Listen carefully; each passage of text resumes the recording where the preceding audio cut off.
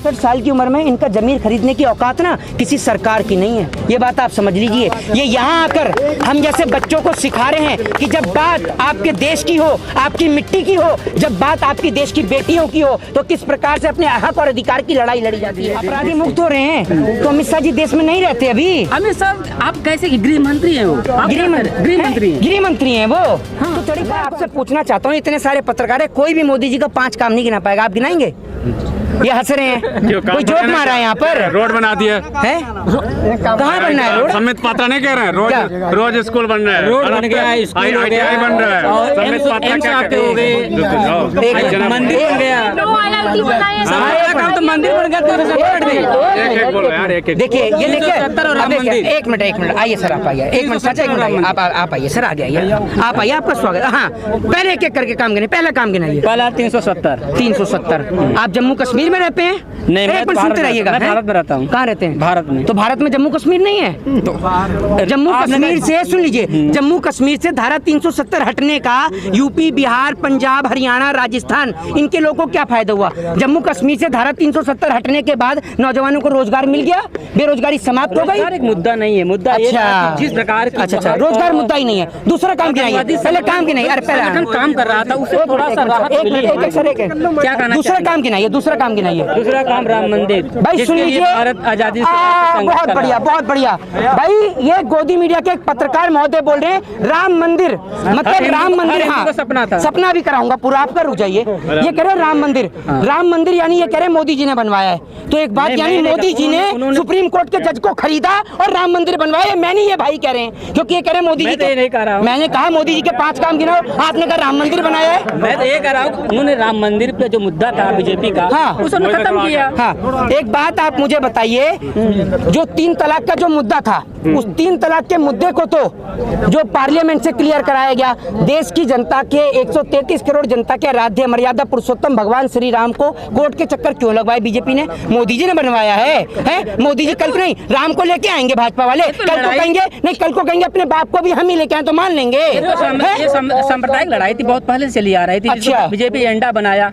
ये एक मिनट, तो ये बीजेपी ने बनवाया राम मंदिर, ये तो बता दीजिए मुझे। मैंने पूछा है मोदी जी के 5 काम। आजादी के बाद से हाँ, जिस प्रकार से राम मंदिर का मुद्दा चला, सरकार 70 साल रही। अच्छा ठीक है, आजादी पे आए, आजादी पे आए। जरा 10 स्वतंत्रता सेनानियों के नाम गिनाइए आजादी के। मोदी जी के 5 काम आप नहीं गिना पाएंगे। 10 स्वतंत्रता सेनानियों के नाम गिनाइए। इनकी पत्रकारिता आज मैं दिखाता हूँ आपको। अरे 10 स्वतंत्रता सेनानियों के नाम गिनाइए, गिनाइए, लगाइए। अरे सवाल, चलिए पत्रकारिता में कौन, अरे चुप रहिए एक मिनट, पत्रकारिता में कौन सा स्थान है भारत देश का? रुक जाइए, कौन सा स्थान है? स्थान नहीं, कोई स्थान ही नहीं है, मुद्दे की क्योंकि आप दलाल मीडिया हैं, गोदी मीडिया तो स्थान ही नहीं है। सकते हैं। हाँ, तो आप ये बताइए कौन सा स्थान है? अरे भारत देश में पत्रकारिता का कौन सा स्थान है, जरा बताइए। स्थान से बात नहीं, बात यहाँ सवाल। अरे आप सवाल, आप कोई जवाब ही नहीं दे रहे। मैंने पूछा मोदी जी के 5 काम गिनाओ, तो 5 काम आप गिना ही नहीं रहे। गिनाओ ना। आप एक काम बताइए कोई ऐसा है। मैं गिनाता हूँ मोदी जी ने कितने झूठ बोले, कितने झूठ गिनना चाहेंगे?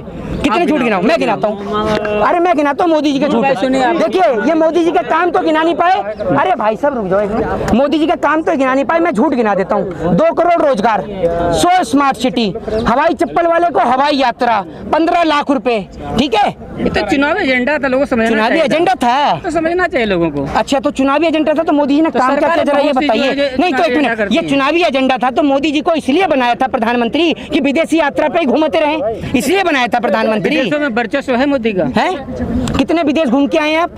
मैं? हाँ, मैं तो अपने भारत घूम रहा हूँ। तो फिर आपको कैसे पता मोदी जी का विदेश में वर्चस्व है? आपने देखा नहीं, पूरी मीडिया लगी हुई है कि विदेशों में वर्चस्व है। यूक्रेन युद्ध को ले लीजिए, मोदी। अगर एक बात आप मुझे बताइए, कल को अगर मीडिया ये कहेगी कि ये गोबर नहीं च्यवनप्राश है तो आप चाट लेंगे? बताइए। ये तो मीडिया क्यों कहेगी? मैं आप कह रहे हैं ना, आप कह रहे हैं मीडिया कह रही है, मीडिया तो सब कुछ कहती है। अगर मीडिया कल को ये कह देगी कि ये गोबर नहीं भैया च्यवनप्राश है तो आप चाट लेंगे। ये लोग जो गुमराह हो रहे हैं, तो वोट क्यों कर रहे जनता? फिर वोट क्यों कर रही जनता? किसे? आप जनता को क्यों नहीं समझा पा रहे हैं? थोड़ा खुल जाओ। जनता को हम नहीं समझा पा रहे हैं, ये जनता को आपने दिमाग उलझा रखा है।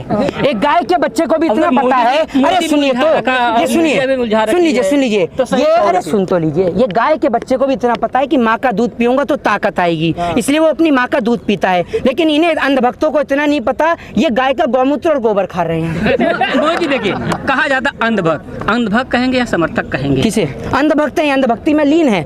समर्थक हर व्यक्ति के होते हैं, हर किसी के समर्थक होते हैं। समर्थक वो होते हैं कि अगर उनका व्यक्ति कुछ गलत काम करता है तो गलत को गलत और सही को सही कहे, ठीक है, वो होते हैं समर्थक। और अंधभक्त वो होते हैं कि भैया चाहे कुछ भी होता रहे, उनको कुछ नजर ही काम। मैं भी जानना चाहता हूँ सर, गिना ये 5 काम।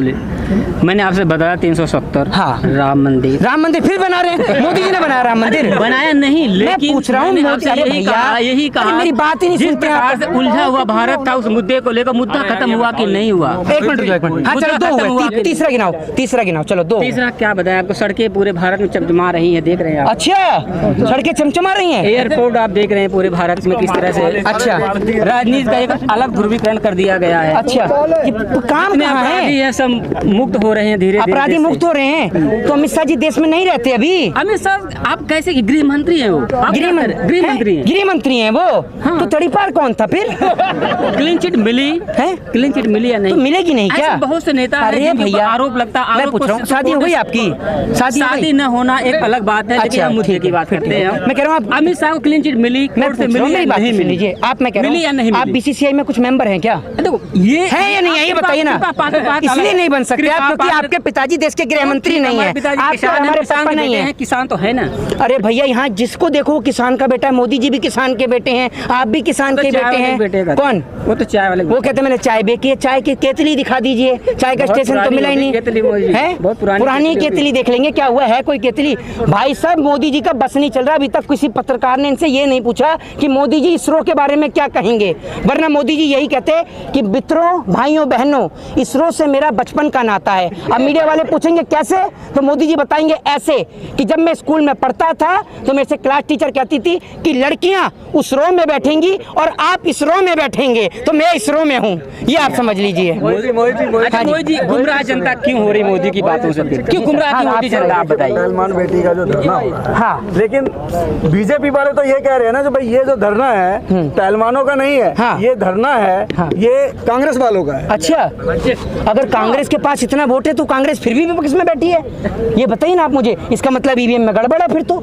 सर ये तो आप बताएंगे ना। नहीं, मैं आपसे पूछ रहा हूँ, ये बताइए, ये आप भाई कांग्रेस से हैं? आप कांग्रेस से हैं? हाँ, मैं कांग्रेस। नहीं, एक मिनट बताइए, आप कांग्रेस से हैं क्या? कोई है यहाँ पर भाई? ये बताइए ना, ये आप किसके लिए आए यहाँ पर? बहन बेटियों को समर्थन देने के लिए आए ना? ए चाचा, एक मिनट आप आ गया हो तो जरा। चाचा, कितनी उम्र है आपकी? 68 उम्र है इनकी।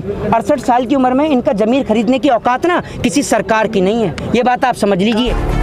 देखिए इंडिया प्राइम न्यूज।